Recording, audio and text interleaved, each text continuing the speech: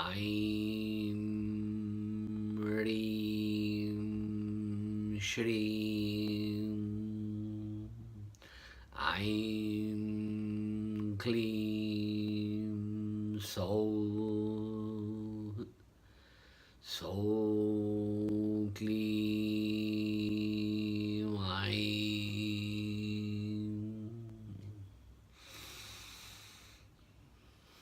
Imagine being able to draw a map with your sound and your mind inside your body.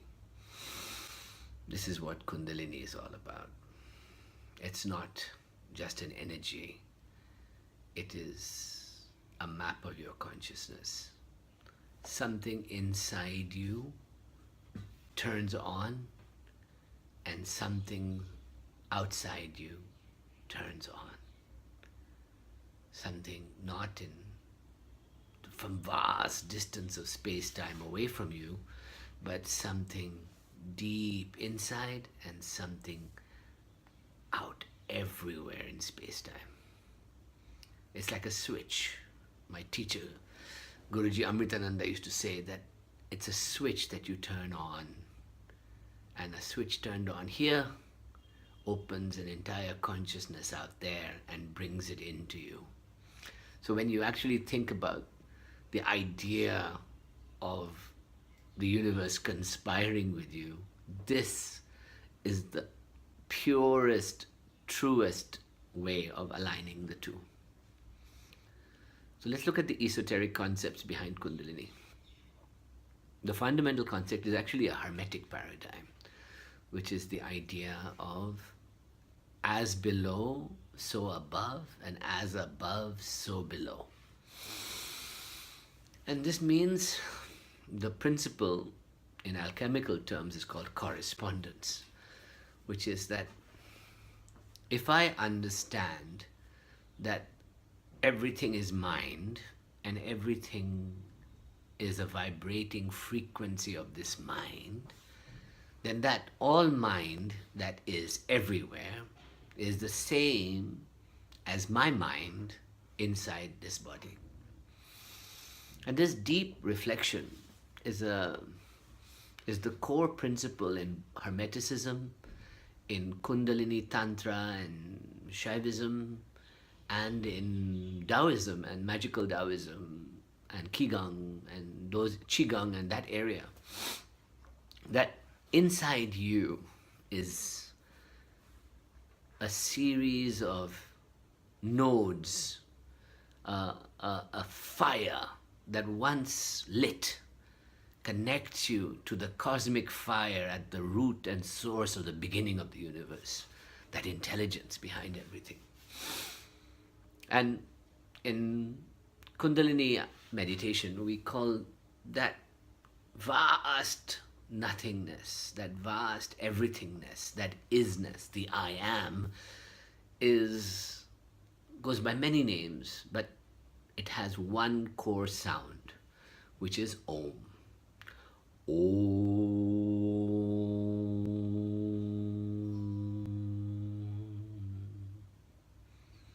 And the sound Om itself has 5 parts which define the psychology of the seeker. The first part, A, which comes from the belly area, the reptilian brain, the stomach, the sex organs, the fear, fright, fight mechanisms in our body. So by dealing with we are opening ourselves to desire. In Sanskrit they call it Ichcha.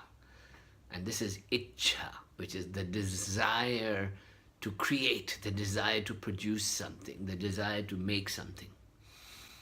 As you move upwards in the body, you go to the U part of the Om. Om. And this is called the Jnana, which is the consciousness that there is more to me than this desire body. There is something greater in me, and that happens in the heart center. And when you feel it, it happens in the thymus area here, just about here. We call it the anahata. And then the last part is called the makara, or the which is the tongue touching the roof of the mouth. From the throat up, the tongue hits the roof of the mouth, and that connects to the agya, the third eye. And once you understand that these three aum are the core body architecture, then you go beyond the body into the silence of the rolling And then there's a fifth part, which is that consciousness that pervades the entire universe, which is pure silence at the end of the five parts. So this is Ichcha Jnana Laya. So the practice of Kundalini and most other techniques like Kriya Yoga or Shiva Vigyan Bhairav Tantra, or areas as deep as Srividya, is the practice of what we call Laya Yoga, which is the dissolution, the evaporation of the self into the universal self. That's a big concept. So each person is a microcosm, as we said, of this all mind, this pervading mind everywhere. This mind is, has come by many names in the world. It goes by the name of God. It goes by the name of Allah, Brahman, Yahweh, Jehovah. So many names. Parameshwar, Paramatma, the supreme soul, the supreme being. But it is actually a macrocosm of my mind. So my mind, that mind.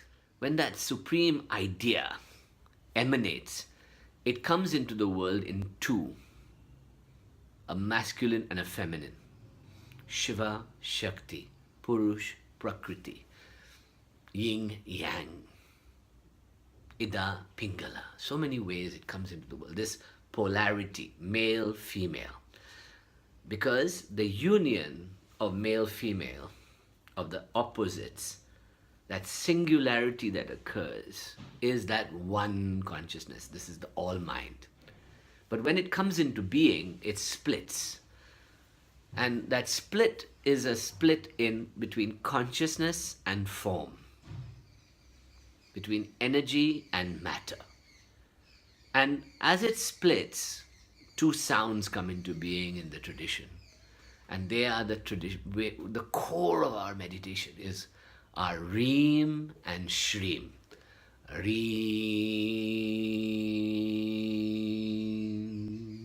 and Shreem.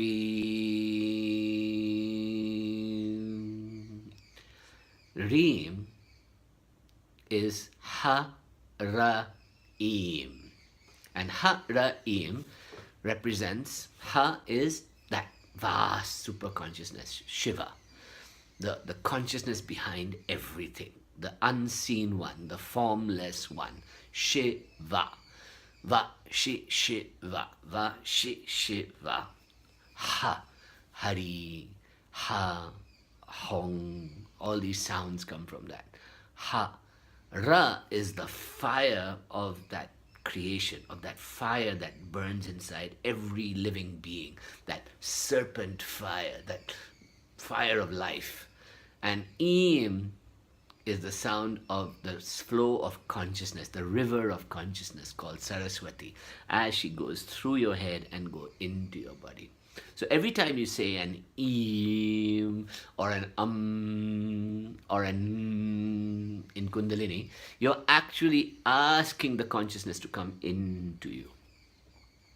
So we say Hreem, and that is vast consciousness.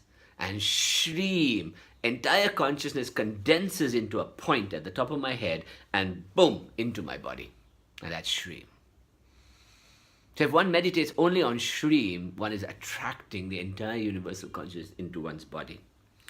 And once it comes into the body, let's say in a little gestating child or in you, then Shreem becomes the body. Every cell, every nadi, every point, every flow of energy, this is Shreem. And the energy that flows and makes it flow is this prana, this energy of the cosmos that makes it flow. So when the Shreem descends into you, or what we call Shakti, this Shreem, this divine, sacred, feminine energy, actually starts here because it descends from here and enters your head, but it comes down and it sits at the sacral sac at the bottom of your spine, just around the anus area. And this the ancients called Muladhara. Muladhara means the bound up one, the bound one. And that means that this energy is always seen as a 3.5 times coiled serpent around the linga.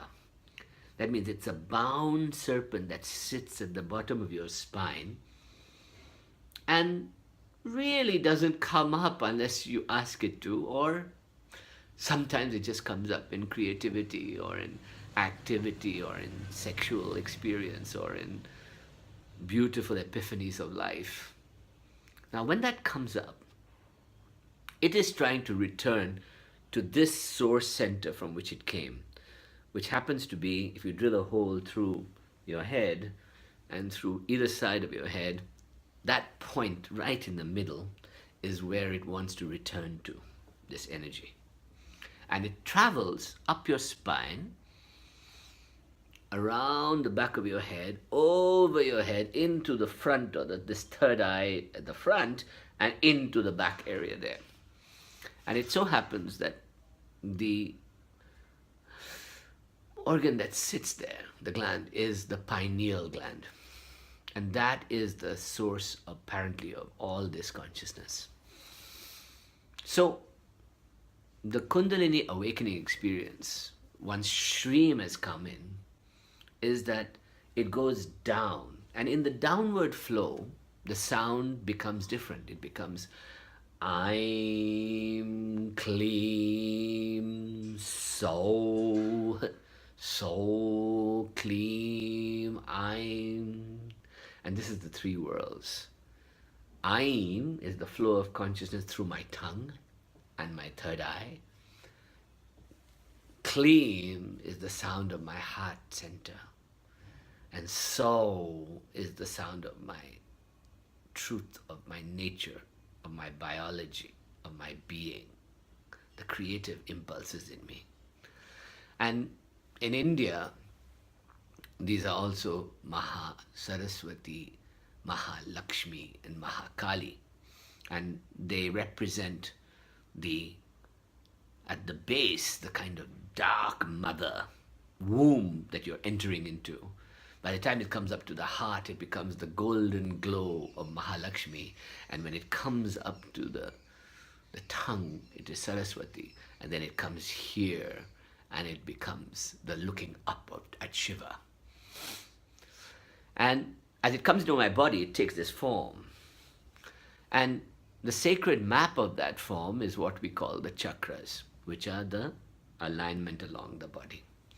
So the Kundalini adept, the practitioner of Kundalini, is one who maps this map and then takes the energy from the base of the spine slowly and lifts it up in a beautiful way along the spine, over the back of the neck and the head, and into the front of the head, and then activates all the centers one by one upwards until one comes to the Agya, the third eye.